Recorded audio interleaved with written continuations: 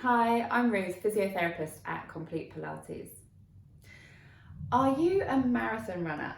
Had you entered a spring marathon and you're now gutted that your race is cancelled?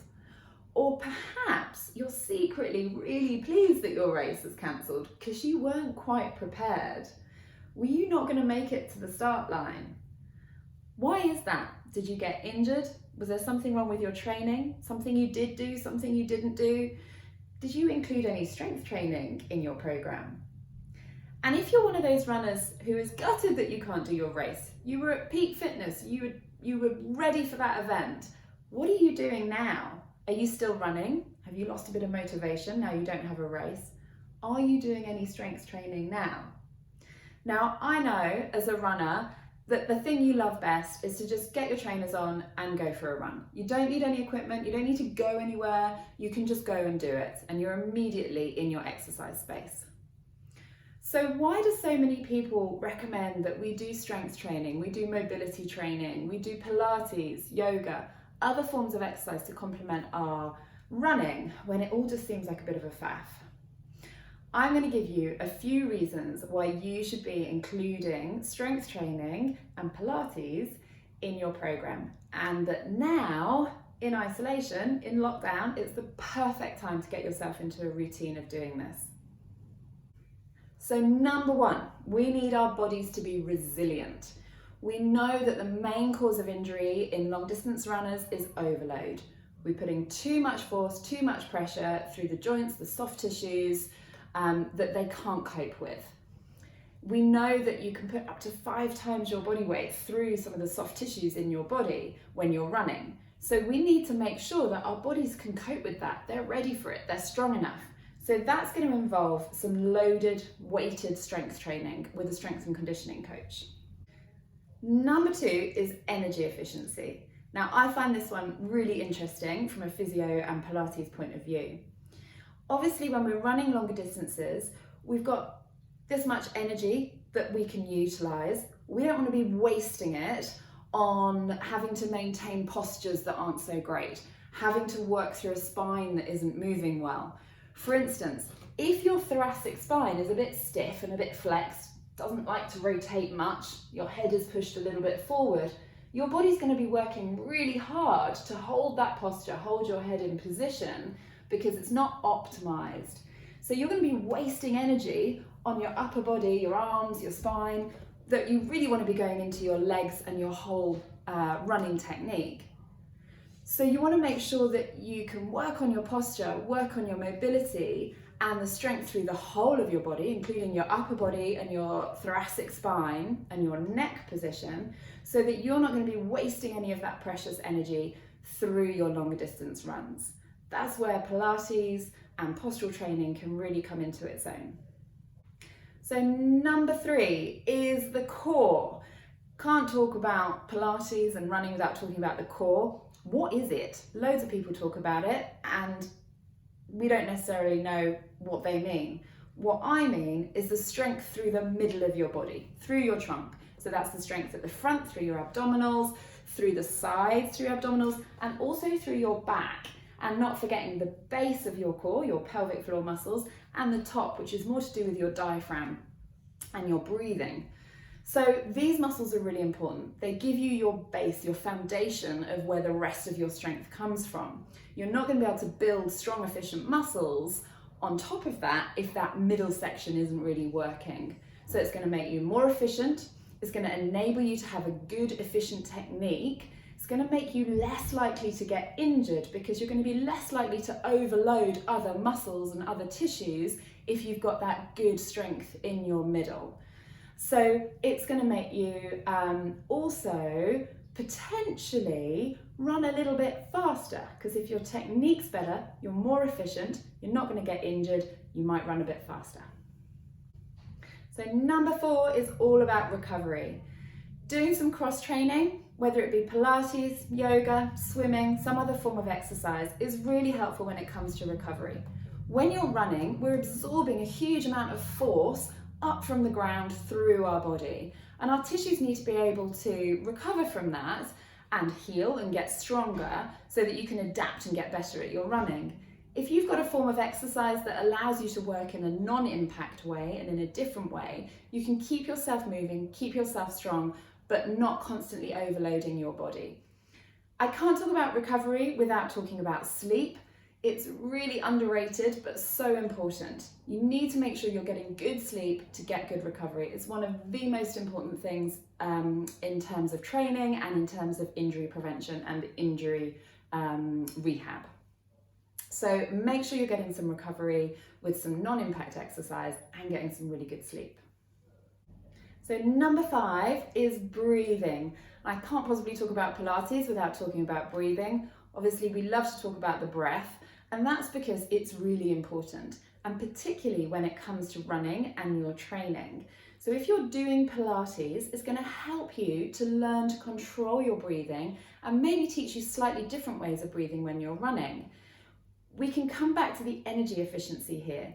If you tend to get quite tense up here and use the muscles through your neck and your shoulders to assist you to breathe, these are the accessory muscles, then you're going to be wasting a ton of energy that you don't need to be using on it. We want to be breathing down into the base of our lungs, down into our diaphragm.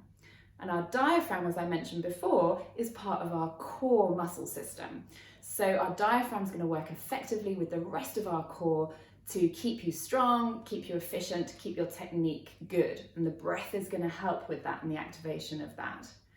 And the third thing with breathing is that obviously we need that energy coming in, we need that oxygen coming into the tissues.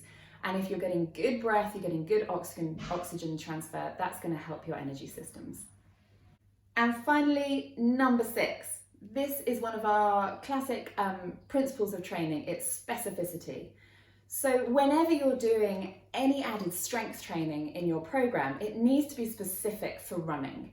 And this is where seeing a qualified Pilates instructor who has experience of treating runners, who perhaps is a physio who also treats running injuries, or seeing a strength and conditioning coach who understands the mechanics of running and what you need to be able to run effectively and injury-free is going to be really important.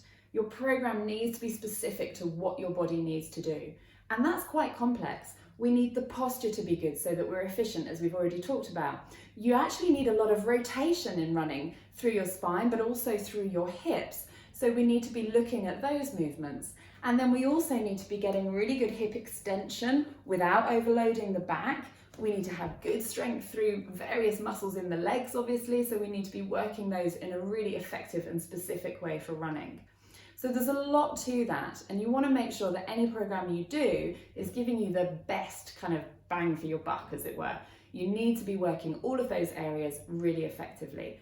Pilates can do this in a really functional way, up and standing against resistance, and your strength training, your weightlifting needs to be specific for your running as well. So if you are one of those frustrated runners out there who's not going to get to your event this spring or summer, or you're one of those runners who's injured or demotivated and just not getting out in your running shoes, what should you do? First of all, if you have any injuries, any niggles, get them seen to. There are physiotherapy appointments available online. You can have a consultation. It works really effectively. We can look at your movement, we can look at your strength, we can look at what the problems are and treat you effectively through the video consultations. Maybe you've already seen somebody about your injury and you've had it diagnosed, or maybe you had something diagnosed just before we went into lockdown and now you're not quite sure what to do. You need to make sure that you're seeing somebody who understands that diagnosis, understands what you're doing, and can put those two things together to come up with a really effective plan for your treatment. Then you can be doing a program that's going to make you stronger, fitter, healthier, and much better prepared for the next event that you get booked in the diary. So the next thing you should do, find a good strength and conditioning coach. Someone who really understands running, can give you a program that's going to give you all the elements that you need for your running strength. And lastly, Pilates. How can that help? Well, as Pilates instructors, we are experts in looking at movement. We can see where you're lacking in range that's going to affect your running, or where you're perhaps lacking in some strength and control or movement through your spine. And we can design a program that's really specific for you and your needs. We can do that in a one-to-one basis with our online video consultations and sessions. And that can be whether you want to continue with one-to-one sessions or whether you're going back into a group or you then want to go into one of our group online classes as well. It can be really useful to make sure that you're focusing on the exercises that you really need for your body and your running for your next event. It's really important to be consistent, and for many of us this time now when we're perhaps at home a bit more is a great opportunity to get into a schedule of not only your running but doing your cross training, doing your Pilates, doing your mobility work, doing your strength and conditioning program, and getting that into practice so that you can keep doing that in the long term to make yourself fitter and stronger and healthier and eventually and overall a better runner. The other thing to say on that is that programs should always be progressed. You shouldn't ever feel like you've got your strength program and that's it, you keep doing it. It should be progressed. You should be getting stronger. You should be making new goals and new targets. And even if your strength is staying fairly plateaued, you want to be changing the challenges. Your body's going to respond best to variety. So even if we're working on similar things, you want to be changing the challenges. Go back to your strength and conditioning coach, go back to your Pilates instructor, get a new program every few weeks so that your body's being constantly challenged and is going to improve much better. So for those runners out there who are not going to get to do their spring and maybe summer events this year, don't worry. There is always plenty you can be working on to make yourself better for that next event. If you want to find out more or maybe book a session with us, get in touch on info@complete-pilates.co.uk and we can get you booked in or discuss your needs. We've also got a little program of exercises to get you started. So if you drop us your email, we will send those exercises to you so that you've got a bit of a starter pack for your running Pilates sessions. Enjoy.